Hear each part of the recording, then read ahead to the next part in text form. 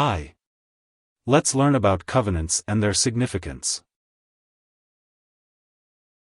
A covenant, in its broadest sense, is a promise, agreement, or contract between two parties. It's most commonly seen in the form of a financial contract, such as a loan document or bond issue, where certain activities will or will not be carried out.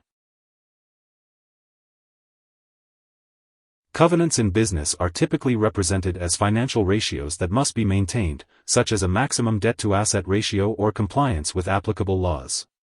Once a covenant is broken, the lender usually has the right to call back the obligation from the borrower or take measures to reduce the lender's risk. Affirmative or positive covenants require a borrower to perform specific actions, such as maintaining adequate levels of insurance, compliance with applicable laws, or furnishing audited financial statements to the lender. Negative covenants make borrowers refrain from certain actions that could result in the deterioration of their credit standing and ability to repay existing debt.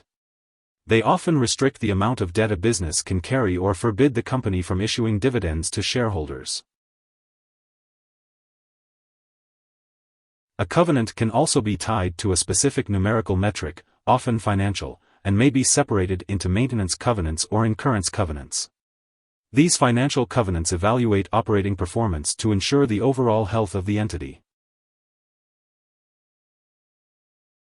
There are different types of covenants across various industries, such as debt covenants in finance, property covenants in real estate, and law covenants that restrict specific actions. Religious covenants are also common, such as promises or agreements made by a deity to humanity. A covenant violation, or breach of covenant, occurs when a party fails to uphold the agreed-upon terms of a covenant.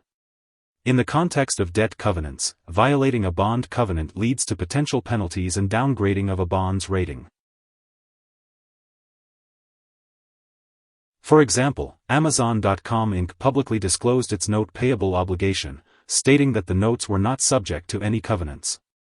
On the other hand, Apple Incorporated reported notes payable, outlining terms and conditions as part of their debt obligation, such as restrictions on consolidation or merger activity. Covenants may be related to finances, property, law, or religion. In business, a loan covenant may disallow a company from acquiring another company or may require a certain amount of cash on hand. Property covenants may restrict how a property can be used or set the precedence of how it must be used. Covenants on a property restrict how a property can be used or set the precedence of how it must be used. A homeowners association may restrict the owner from renting out the property or listing the property on Airbnb.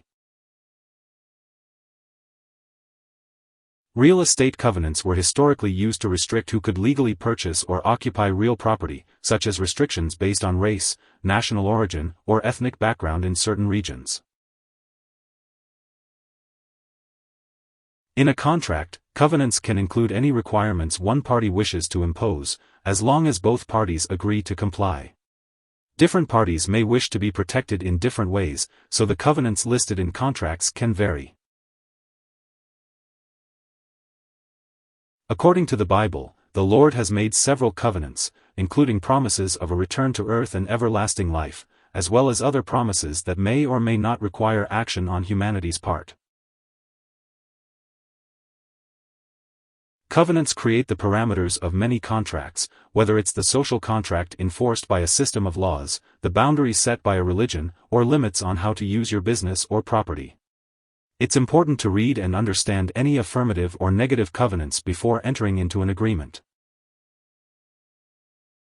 Here are 4 key takeaways. 1. Covenants are agreements between multiple parties, either promoting activity to occur or disallowing an event or condition. 2. Debt covenants are most common, placing financial covenants on the borrower and lender as part of the loan agreement. 3. Covenants are legally binding clauses, and if breached will trigger compensatory or other legal action. 4. It is used in many different contexts across different sectors, including finance, real estate, law, and religion. Hope this would help. Thanks for watching.